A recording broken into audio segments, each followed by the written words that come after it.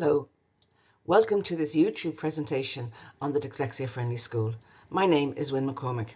There are 9 YouTube presentations in the series. I recommend watching the presentation on how dyslexia affects the student at second level first, because it looks at the challenges facing the student with dyslexia at second level. Then you could watch any of the others that you are interested in. Any links mentioned are given below the presentation on the YouTube page. 3 resources for looking at the Dyslexia Friendly School are given here. 2 are by Mackay. The full details of the books are below the links on the YouTube page. The first is an article he wrote in the book edited by Lindsay Peer and Gavin Reid, Dyslexia, Successful Inclusion in the Secondary School. The second is his book, Removing Dyslexia as a Barrier to Achievement, a book I would recommend to all schools, and it is available from outside the box. And the third resource is the British Dyslexia Friendly Schools Good Practice Guide, and I give a link to an abridged version of it. Neil Mackay, in a piece in the book Dyslexia for Successful Inclusion at Secondary School, says dyslexia friendly policies enable schools become more effective and improves the performance of all pupils. This is the power of the dyslexia friendly approach, that changes made on behalf of dyslexic students can benefit all. This is a very powerful statement. Sometimes teachers would say to me that the demands of the curriculum are such that they don't have time to do extra for the student with dyslexia. With this statement that Mackay has made in mind, the teacher doesn't have to do extra for the student with dyslexia. They use dyslexia-friendly strategies which benefit all students. In his later book, Removing Dyslexia as a Barrier to Achievement, he gives many invaluable practical ways to be dyslexia-friendly in the classroom. I recommend all staff rooms would have the book available. He says, students may have learning differences, but it is when they're not catered for that they become learning difficulties. He stresses the importance of removing stress and anxiety, as they are key impediments to a child learning in the classroom. Among the many invaluable practical suggestions in the book, he shows how language can be used to boost a child. For example, the word yet is one that conveys hope. If the students say they cannot do something, the reply could be, you can't do part of it yet. He stresses that secure, happy learners learn, anxious learners do not. The key support is to remove stress and let the student know you understand. I love this page from Teach Thought on 50 ways to encourage a child. I include it because I would have loved to have had access to it and these suggestions when I was teaching and marking work. The British Dyslexia Association's Good Practice Guide on Dyslexia Friendly Schools says virtually the same message as Mackay. Dyslexia-friendly teaching techniques will be helpful to all students, while students with dyslexia may not be able to learn effectively without them. The best practice is to teach all students as if they are dyslexic. The guide is full of practical ideas and strategies. I particularly like the pages on how dyslexia friendly are you, making my classroom dyslexia friendly, the 10 top tips, a checklist on whether your school is dyslexia inclusive, and then something on differentiation by task, outcome, support, or text. Neurodiversity is a concept gaining ground since the 1990s and is becoming well established now. I see it as a very positive development in providing understanding for people with ASD, ADHD, dyspraxia, dyslexia, etc. It says people experience and interact with the world in different ways. There's no one right way of thinking and learning and behaving. Maybe in the past education was geared to one particular way of learning and behaviour. Differences are differences, they're not deficits. Different people think differently because their brains are wired to think differently. Here are 2 links. One is to an RTE article on neurodiversity if you'd like to read more up about it. And secondly, there's a link to a British Dyslexia Association's webinar on neurodiversity for teachers. Planning is a key element of the Dyslexia Friendly School, and the school planning could include some of the following suggestions. That dyslexia is identified as a key objective with clear target set. Up to 10% of the school population could have dyslexia, so this makes sense. The teacher could include in their class plans how the needs of students with dyslexia are going to be met in the classroom. That there will be training for all staff on dyslexia. This is so important. Dyslexia is not the sole responsibility of the special needs department. There are many students with dyslexia who do not meet the criteria for additional teaching support and so are in mainstream classes relying on the mainstream teacher for support. Here is a piece that shows the importance of mainstream teachers understanding dyslexia and giving support. It is written by Bernadette McLean in the Sen magazine, and the link is given. A panel of highly successful adults with dyslexia were all asked the same two questions. What helped the least in your education and what helped the most? Their answers were unanimous. What had helped the least had been placement in a remedial group, been treated like a slow learner, been given more of the same type of teaching that had not worked in the classroom. This compounded their feelings of failure.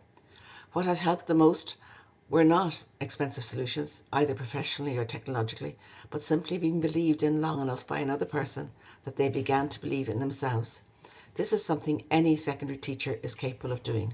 If you esteem these pupils, they learn to esteem themselves.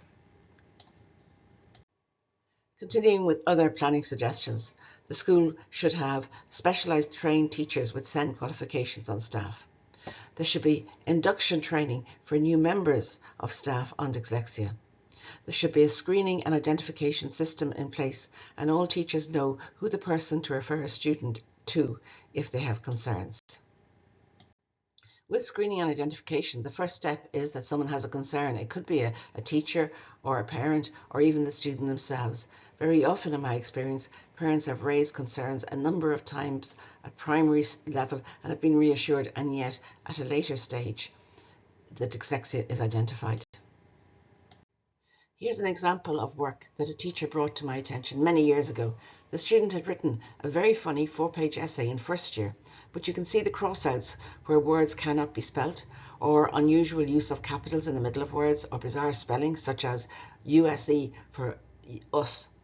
It was on foot of this essay that we recommended an assessment, and the child was identified as being dyslexic. The next stage is to look at the Department of Education list of indicators. There are 4 lists: 1, the ages of 5 to 7, 7 to 12, 12 plus, and adult. The link is here. No one will have all the indicators. Here's an extract from the list for those aged 12 plus. Still reading slowly, without fluency, and many inaccuracies, misreading words or information, serious spelling difficulties, slow, disfluent, or illegible handwriting, an inadequate store of knowledge due to lack of reading experience, better oral skills than written skills, difficulty planning, sequencing and organising written text, and so on. Standardised testing may give some indications. The CAT is used in many schools at entrance test, and the DATS is often used in transition year when students are making subject choices for 5th year. Sometimes there's such variation in the scores that it raises concerns. Most students' scores come within a band with some variation, but for these students there can be pronounced peaks and valleys. I've once heard them described as the Himalayas. Here's an example from the DATS. The students' verbal, spelling and grammar scores are way down, with the numeric, abstract, mechanical reasonings much stronger. Such variation could cause concern. At this stage, there might have been a concern expressed by someone. The student might have some of the indicators. The standardised testing could show grounds for concern. The next step might be the use of a screening test such as LAS or the dyslexia screening test. Such a test might confirm that there are grounds to believe dyslexia is present. Even if there is not an assessment in place, the school could put in place supports at this stage. For a definitive identification of dyslexia, it is a psychoeducational assessment by an educational psychologist. These can be difficult to access.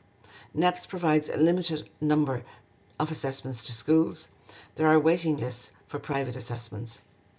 In recent years, there has been a development in that there is a specialised postgraduate course in dyslexia at DCU. The specialised teachers from this course can assess for dyslexia. Very often the assessment includes a test of cognitive ability. This is often the WISC-5, which has 5 key areas along with subtests, which I've listed here. Here are the scores of a girl I saw a number of years ago. Maria is not her name. The scores are percentile scores. 50 is an average score. Scores above 50 are above average, and correspondingly, those below 50 are below average. Her profile shows great strengths and weaknesses. Very often students with dyslexia would have a weakness in either working memory or processing, and she has a weakness in both. When the student and those who are supporting her understand such a profile, they can use the strengths in the profile to help overcome weaknesses. From this point, I'm talking about dyslexia-friendly strategies for schools. I start with the point that students should know about their profile of ability and its strengths and weaknesses. You can see why this is relevant from the example I gave of Maria. From my experience, very often students do not know their profile. They might know the word dyslexia, but they don't know how it affects them. When they're in first and second year, it might not be that important to know the details. But students in senior cycle should understand the strengths and weaknesses in their profile. They will need to talk to access officers at third level and know how dyslexia affects them and the supports that would help. All teachers need to be informed of the profiles of the students they teach. They might have 5 students in a class with dyslexia, but each one of them could be affected in different ways. Teaching strategies that help include multisensory methods for teaching and learning, different formats for homework, adapting goals and differentiation. Marking and assessment should be based on knowledge and not on presentation or spelling. And then the provision of race. In some schools, students are assessed for race in third year. However, I would make the case that if a race makes a difference to the student's performance in exams, it should be available from first year on. It is difficult for schools to have adequate resources to do this. I learnt the importance of providing accommodations many decades ago. A student got 11% in history at Christmas in first year. The teacher asked me what mark to give. Would she give an E? She knew that this would affect his confidence. And then she said he had worked very well all year and had contributed in class. So we decided to give the test orally and take his answers down. He went from 11% to the mid-60s, and the same happened in his science and his geography. It made a huge difference to him and how he felt about school. Continue with some ideas for the classroom. When teaching your subject, you can also help them with organisation.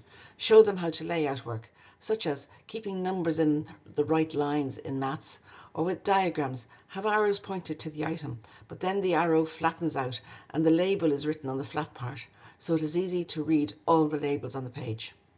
Show them how to put the date and topic on notes, and to file notes flat so they don't have to open copious amounts of notes to find something. State clearly the purpose for each lesson. It helps them make sense of the class. And good board management helps. The board could be divided into sections such as homework, new words and notes. And when putting notes on the board, write 3 or 4 lines, get them to take them down, check that they have them down, and then erase them and write more. Secondary school teachers are not known for their neat cursive writing on the board. Primary school teachers do this so much better. Try to write clearly and legibly. If they have the use of assistive technology, can they use it in the classroom? Are they close to PowerPoints to plug it in? Here are 3 resources that help with the dyslexia-friendly style, and I would encourage schools to think of adopting such a style for documents such as letters home, notes, exam papers, etc. It makes materials more readable. So the 3 are the Dyslexia Association of Ireland Guidelines on Inclusive Communication, Call Scotland on Accessible Text, and the British Dyslexia Association article on typefaces. The links are given to all 3. The DAA guidelines are a 3-page document and make the following suggestions. Firstly, on writing style, that you'd use short sentences, avoid abbreviations and acronyms, short words and terms where possible, avoid jargon. In presentation, that you use 1.5-line spacing, wide margins, justified text, bold print to highlight, and italics and underlining should be avoided, and bullet points rather than prose. And in the font, a sans serif font such as Calibri, Arial, Veranda, Comic Sans, a minimum font size of 12 or 14, avoiding unnecessary use of capitals and increased spacing between letters, and then using paper that's coloured or cream, off-white or matte. While the DAA guidelines are 3 pages, the Call Scotland Guidelines on Accessible Text runs to 82 pages, so it goes into the topic in great detail with lots of examples. I include 2 pages here from the media studies, which are an example of do's and don'ts when designing papers. The BDA suggestions on typefaces say they recommend that good ascenders and descenders, so when letters go above and below the line, that they're very clear. That B's, P's, Q's and D's are all distinguished. They're not mirror images of themselves. That there are different forms for the capital I, lowercase l and the digit 1, and I'd include there 0 and capital O. And that letter spacing is such that letters don't run together like R and N, running to look like M. There are fonts designed specifically for people with dyslexia. I've mentioned two of them here, Open Dyslexic and Dyslexia. You will see that they followed the BDA recommendations, and Dyslexia font is now available on Chrome extension, so you can read websites in Dyslexia font. A good few years ago, a colleague and myself undertook to check the readability of the Junior Cert textbooks. It was an arduous task where we had to count the number of syllables in words and the number of words in sentences and then do a long mathematical calculation. We found most Junior Cert books had a reading age of 14 or 15. Most students in first year would be challenged by this, but in particular students with dyslexia. Things have changed now. If you want to check the readability of a textbook, go to Microsoft 10 and later, go to File, Options, Proofing, tick Readability Statistics. Now put in 4 or 5 paragraphs from the textbook, do a spelling check, and after that the readability statistic will come up. It is an American score. There is a link there to the SNP newsletter where there is an article on readability, and it converts these scores into UK scores, which will be easier for us to understand. The thought of reading aloud can make students anxious. Can we remove it? Mackay, in his book Removing Dyslexia as a Barrier to Achievement, suggests the student could have a reading pass and they could decide when they would use it. How can they get their notes? If they cannot make legible notes, or in the case of some students, they can't listen and make notes at the same time. If they make notes, it can take all their concentration and they're not listening to what the teacher's saying. One solution is for teachers to give them notes, and certainly this has happened more since COVID. What I did for my lads and for some of the students in school was I photocopied the notes of another student who made good notes, so that they had the means to learn the key points. Or could they use revision books, which gives them access to good notes? A reading method such as the SQ3R can help improve comprehension, and I'd recommend for teachers across all subjects to encourage them to use it. The SQ3R is one of a number of reading methods, but it's probably in the top 3. It's based on the concept that comprehension improves if you're in the zone before you start to read something. So it says that when you're asked to read something, survey it, look at the headings, the subheadings, the pictures, the last paragraph, and get a general concept of what it's about. Then raise questions about the information it contains. Then you start to read it, which is the first R. The second R is when you finish, you answer the questions you had raised, and this helps get the information into long-term memory. And then sometime later, the third R is to come back and review what you learned. This reading method could become a life skill and could be used in college and in work. Positive correction is very dyslexia friendly. Everybody knows about 3 stars and 1 wish. Make 3 good comments and then the one change you'd like the student to make. I like this second idea from the JCSP book, Between the Lines. They talk about how teachers use all sorts of symbols for correction. One might put FS for a full stop, another might put a dot with a circle, and the student could be confused by this. In the book, they make the suggestion that staff decide on a common set of symbols. I've given the link again for that. The last suggestion comes from Mackay. As you can see, I like his work. He uses the technique of success, think and tip. Here is the piece of work I showed you earlier. As a teacher, I would get full marks. I spent 5 minutes correcting it and I have captured every mistake. However, when I give it back to the student, they want to bury it and don't learn from my 5 minutes of correction. With Mackay's method of success, think and tip, it is probably less work for the teacher. The student is asked to think about the work. Would the second page do with a new paragraph? Successes are noted, such as how funny it is, and then tips are given. The student will be quite happy to get this back and will learn from the time the teacher has spent correcting it. Reducing the amount of words to be learned and making the information visual can help with memory. 2 key ways are graphic organisers and mind maps. These help the student visualise the information and learn it. It also then benefits them when writing answers. If the student has learned with a clear structure, that structure also helps them write a much better answer. For students who find it hard to structure answers, providing them with writing templates can also help. Here are 2 resources for graphic organisers. One is the PDST booklet, the link is given, which has examples of graphic organisers and blank ones as well. I love the one for digestion and the one for the comparative text in Leaving Cert English. It's easy to see how it would lead to a well-structured answer. The second resource I'm pointing you to is the website worksheetworks.com. As it says, it has thousands of worksheets and millions of combinations, and all can be tailored to what you want.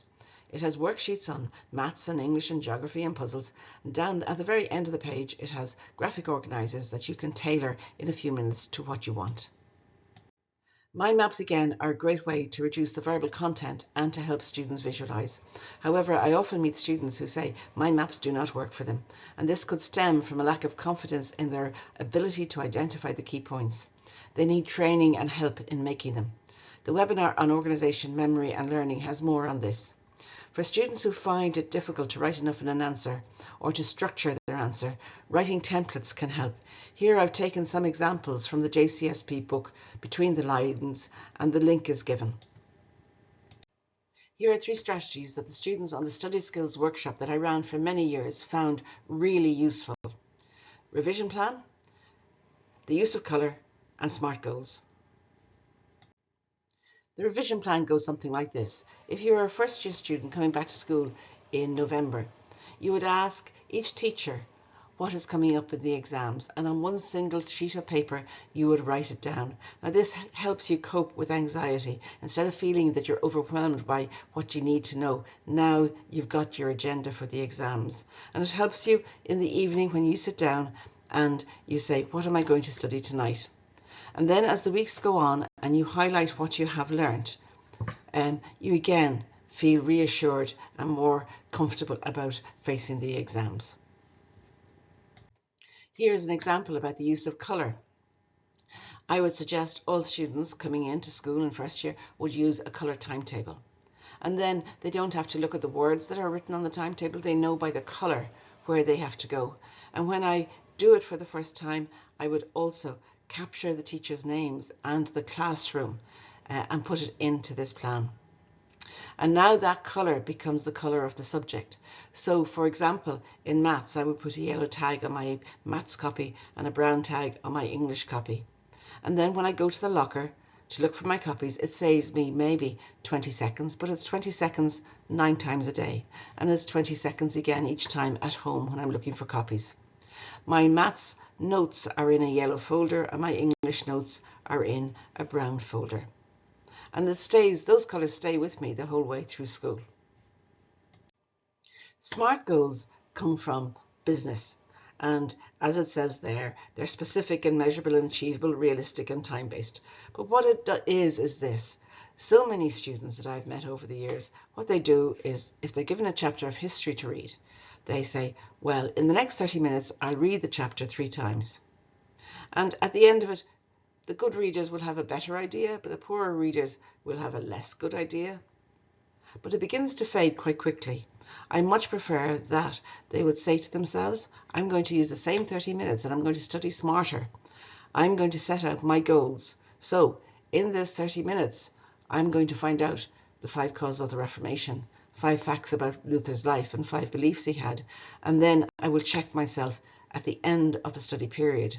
And the information learnt that way will stay in my mind longer.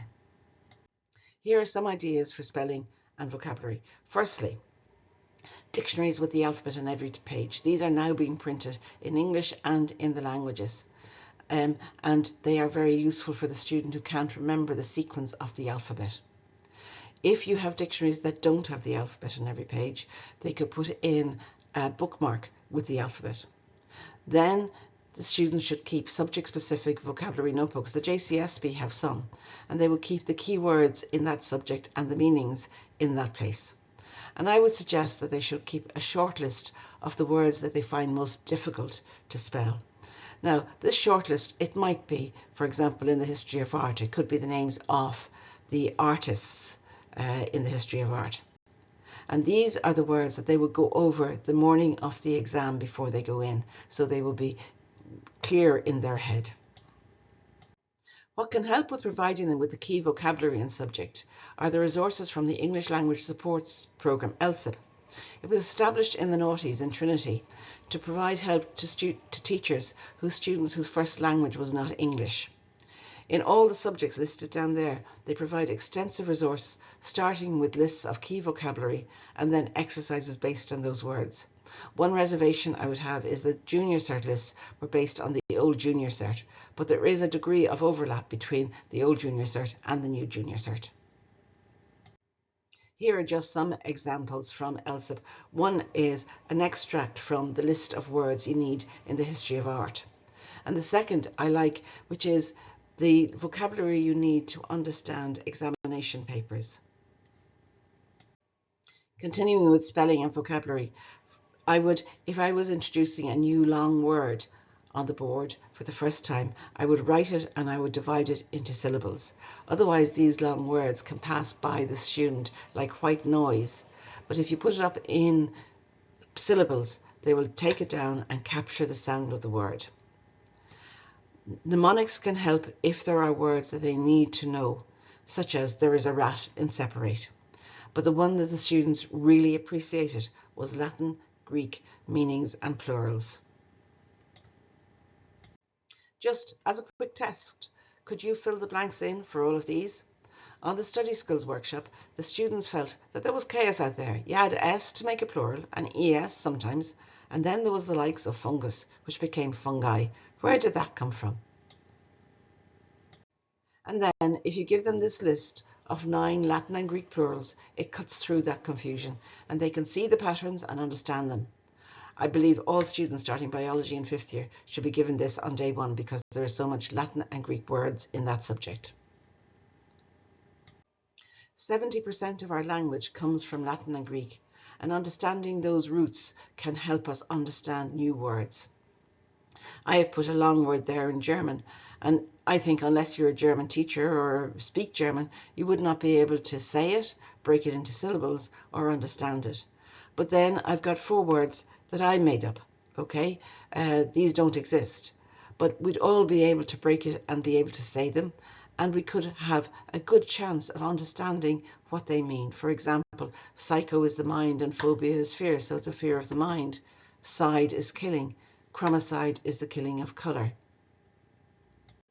The last point on this slide is I mentioned a link to Latin and Greek roots for biology. There is a huge number of new words in every class of biology, and their origin is Latin and Greek. It can help the student if they understand the patterns and make sense of the words. It reduces the amount of rote learning. Assistive technology is a great boon to students with dyslexia. Here are 2 links to Dyslexia Association of Ireland resources. One is on assistive technology, includes a link to an e-learning module called Study Smart, which was done in partnership with Enable Ireland. And the second is a link to their YouTube playlist where they show demonstrations of assistive technology. The playlist also includes 6 study skills webinars for students. The British Dyslexia site has comprehensive and up-to-date information on assistive technology, and Call Scotland's site has lots of information, and in particular has posters, such as the 2 I show below. One is about the student with writing difficulties, and it has suggestions about what may help. There is one of these for reading as well. The second is the wheel of apps. At the centre of the circle is dyslexia and how it affects the student, and then coming out you have suggested apps that might help. They have it for both Apple and Android, and there is a similar one of these for dyscalculia. Lastly, I'd like to recommend some YouTube videos. The Fat City video, How Difficult Can This Be?, puts teachers, psychologists, parents into the situation where they experience what it's like to be dyslexic inside a classroom. They walk in the footsteps of people with dyslexia in this. It is a very old video. You'll see that immediately by clothes and by hairstyles, and also the language. They use the word learning disabled, which would not be used nowadays, but it is very effective. I use a couple of minutes from it when I'm giving an in-service inside a school. The second one is Left from Right. It's Irish produced. It's 40 minutes long, and it has Irish voices talking about dyslexia. The last one is 3 minutes long. It's from the British Dyslexia Association, See Dyslexia Differently. And in that 3 minutes, it very comprehensively describes how dyslexia can affect students, and then also gives very positive examples of people who have achieved with dyslexia. This brings me to the end of this presentation. I hope you found it useful.